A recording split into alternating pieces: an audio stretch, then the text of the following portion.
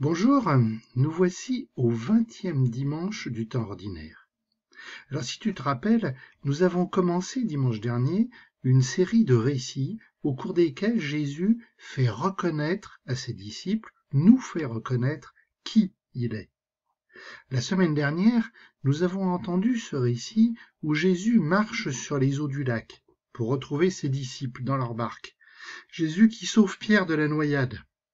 Et les disciples qui reconnaissent que Jésus est le Fils de Dieu. Mais en disant cela, ont-ils vraiment compris ce qu'ils disent? Ce dimanche, nous allons découvrir un autre passage de l'évangile de Matthieu, peu après le précédent. Jésus et ses disciples ont débarqué au bord du lac dans un village qui s'appelle Génézareth. Il y a quelques échanges avec les personnes qui sont présentes, et voici ce qui suit. En ce temps-là, partant de Génézareth, Jésus se retira dans la région de Tyr et de Sidon. Voici qu'une Cananéenne venue de ces territoires disait en criant « Prends pitié de moi, Seigneur, fils de David, ma fille est tourmentée par un démon. » Mais il ne lui répondit pas un mot. Les disciples s'approchèrent pour lui demander « Renvoie-la, car elle nous poursuit de ses cris. » Jésus répondit « Je n'ai été envoyé qu'aux brebis perdues de la maison d'Israël. » Mais elle vint se prosterner devant lui en disant « Seigneur, viens à mon secours. » Il répondit « Il n'est pas bien de prendre le pain des enfants et de le jeter aux petits chiens. » Elle reprit « Oui, Seigneur, mais justement les petits chiens mangent les miettes qui tombent de la table de leur maître. » Jésus répondit « Femme, grande est ta foi, que tout se passe pour toi comme tu le veux. » Et à l'heure même, sa fille fut guérie. Alors, un récit dans lesquels je trouve qu'il y a pas mal de choses qui, à première vue, sont choquantes. Déjà, dans un premier temps, ce qui peut paraître étrange, et certainement qui a dû être très étrange pour les disciples, c'est que Jésus quitte le territoire juif. À partir du lac, il part vers le nord.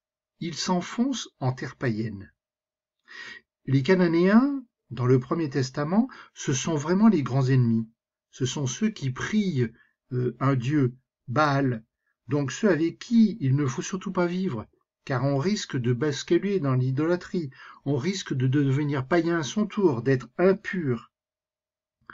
Et pourtant, cette femme, qui arrive à la rencontre de Jésus, reconnaît bien qu'il est l'envoyé des Juifs, fils de David, c'est bien la lignée royale des Juifs. Alors je ne sais pas toi, mais moi, ce silence de Jésus, ça me pose question. Comment, lui qui est toujours attentif à l'autre, qui accueille toujours celui qui vient le voir, et là, pas un mot, pas un geste?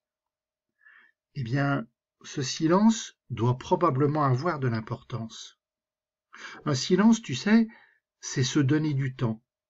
C'est peut-être pour permettre à cette femme d'avoir une juste attitude, de poser vraiment son choix.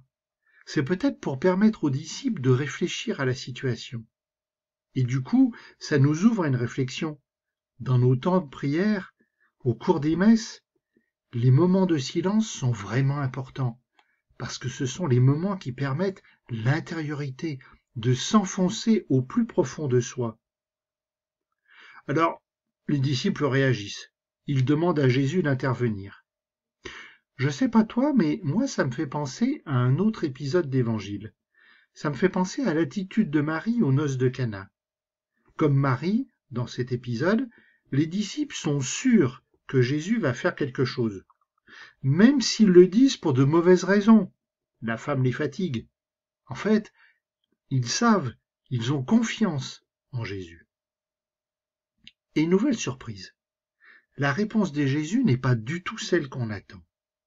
Jésus semble donner une réponse exclusive.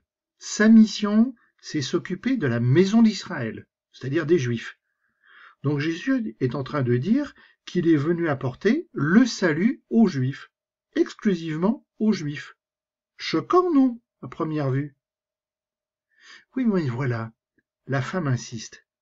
Cette femme à qui Jésus, pour le moment, n'a toujours pas répondu. Mais si tu fais attention, cette femme a une demande qui a évolué. il n'est plus question de sa fille, il n'est plus question de guérison, il est juste question de secours. Jésus, c'est le dernier secours. Elle a complètement confiance en lui. Mais Jésus reste dans un premier temps dans une attitude étrange.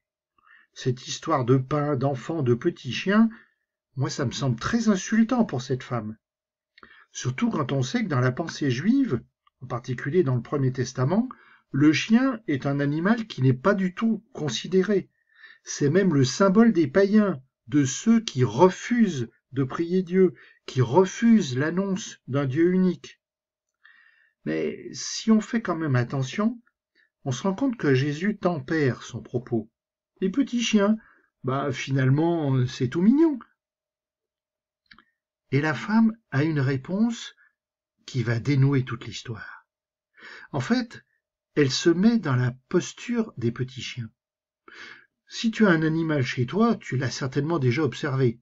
Quand on mange, c'est imparable, on laisse toujours tomber quelques miettes par terre, et l'animal qui est gourmand, juste en dessous, il les récupère. Eh bien finalement, cette femme reconnaît qu'elle n'a droit à rien, que ce qu'elle peut récupérer, c'est juste ce qui est laissé, c'est les petites miettes qui tombent. Mais en même temps, elle reconnaît que Jésus peut faire tout ce qu'il veut, mais que quoi qu'il fasse, elle a confiance.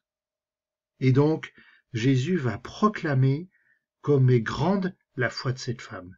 Ce qu'elle demande va arriver, sa fille est guérie. Mais alors du coup, si Jésus guérit une Cananéenne, c'est donc qu'il n'est pas venu sauver seulement les Juifs, il est venu sauver tous les peuples. Par cet épisode, qui est donc très important dans l'évangile de Matthieu, Jésus montre à ses disciples, nous montre qu'il est bien le sauveur de toute l'humanité. Et l'attitude de cette femme nous montre ce qu'est l'attitude du croyant. En fait, je n'ai droit à rien, mais je m'abandonne à la confiance en Dieu. Alors c'est facile à dire comme ça, c'est pas toujours facile à vivre. Et c'est justement pour cela que j'ai besoin de temps de silence, pour méditer, pour réfléchir, mais aussi pour me conduire à une paix intérieure, pour me conduire à l'abandon dans les bras de Dieu. Jésus, osez demander. Parfois c'est facile, d'autres fois c'est beaucoup plus difficile. Je suis un peu timide, j'ai peur de passer pour un idiot, ou alors je suis persuadé de réussir tout seul. Oser demander, c'est reconnaître mes manques, c'est reconnaître mes pauvretés. La Cananéenne, elle, n'a pas peur de demander, elle est sûre que tu es bon, elle est sûre que tu te donnes. Jésus, fais que j'ai toujours confiance en toi, car je sais qu'avec toi, il ne peut m'arriver que du bien. Amen.